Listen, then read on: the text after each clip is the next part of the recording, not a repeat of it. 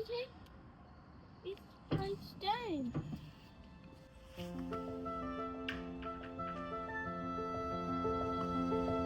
I'm currently off from work at the moment, and with it being as cold as it is, my attention has been on giving Julia, our boat, a little TLC. I've spent so much time this week skirting stones across the top of the ice with my kids. I don't know the technical term for it, but it makes this beautiful susurrus echo. That's the only way I can explain it.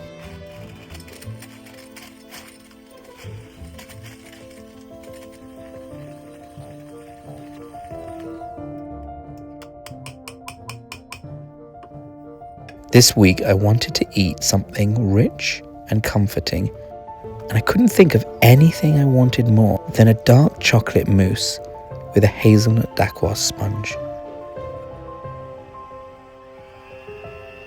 I've been making dacquoise sponges for a decade now, and I just don't understand why more people don't know about them. I mean, they're probably pretty common in France, but why are they not famous throughout the world? They're just absolutely perfect.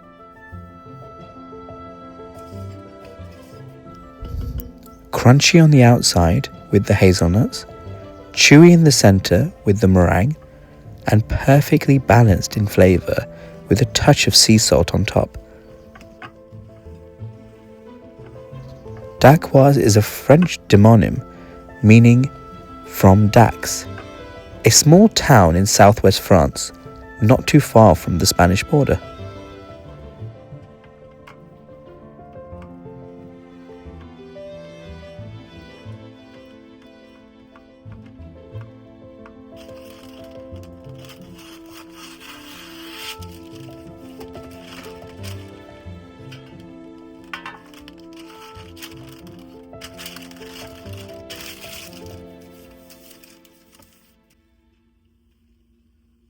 Now, we all know that chocolate arrived from the Americas into Spain and then later into France in 1615, when Anne of Austria, daughter of Philip III of Spain, married Louis XIII of France. What I didn't know was that it wasn't until the late 18th century when mousse au chocolat appeared in French culinary writing. Before then, chocolate was mostly used to make chocolate drinks.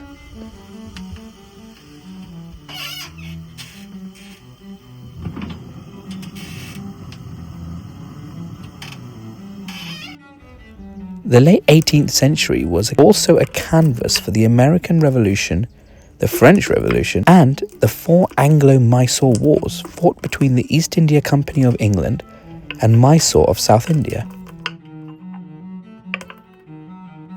Now, all of those events had massive seismic shifts globally, but arguably none are as famous as chocolate mousse today.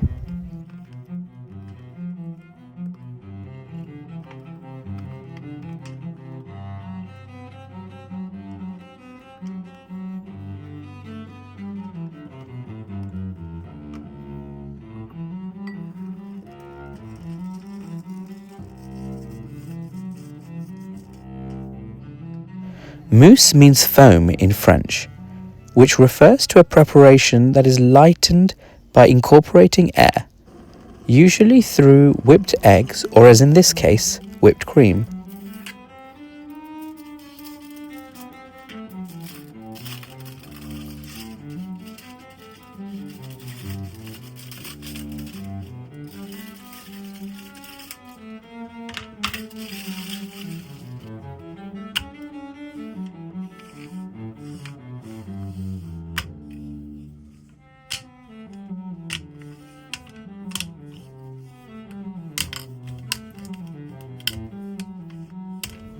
The better the quality of chocolate, the better your chocolate mousse is going to taste.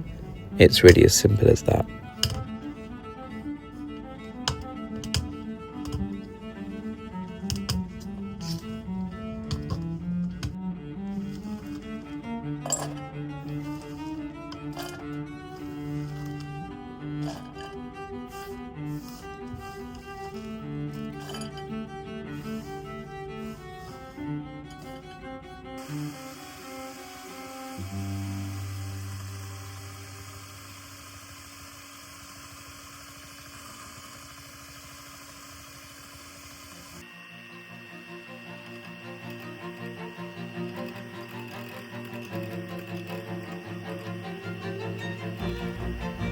This isn't the only way to make a mousse. There are many others, and I plan to cover all of them as time goes on.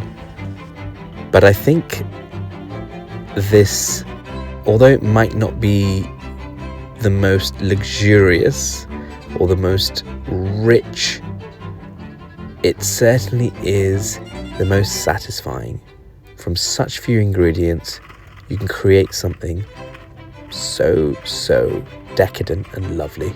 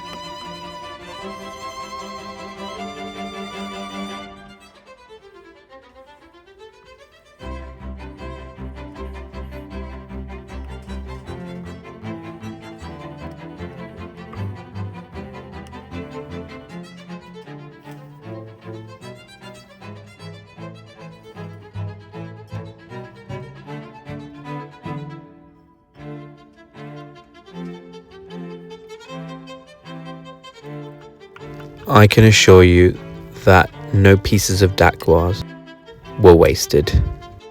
There were plenty of hungry mouths waiting to gobble up the spare pieces.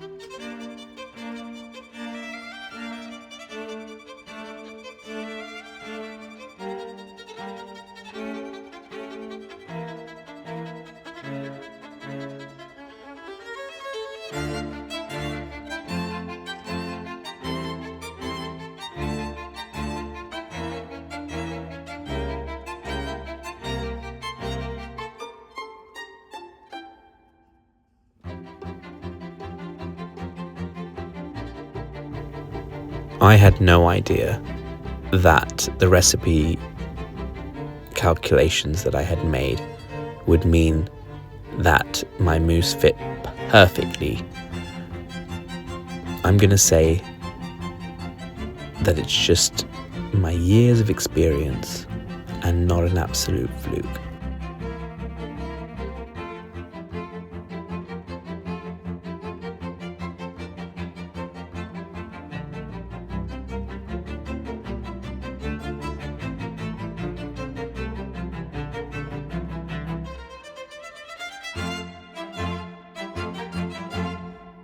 So with both my grandfathers being doctors, my parents were heavily influenced on bringing both my sister and I up in a very clean and additive-free, organic, homemade sort of lifestyle. And don't get me wrong, I didn't mind looking down at my packed lunchbox and there being a piece of fruit and pasta or Indian food and hummus and crudité or anything like that. But I would look around the canteen and wonder what some of the other things in other people's packed lunch boxes tasted like. And one particular thing was chocolate mousse. I'd never had it. I wanted to try it. And to this day, I've never had store-bought chocolate mousse, and I think it's because deep down inside, I want to believe that those little tubs of chocolate mousse that my imagination would go wild thinking about were just as good as the one I've made today.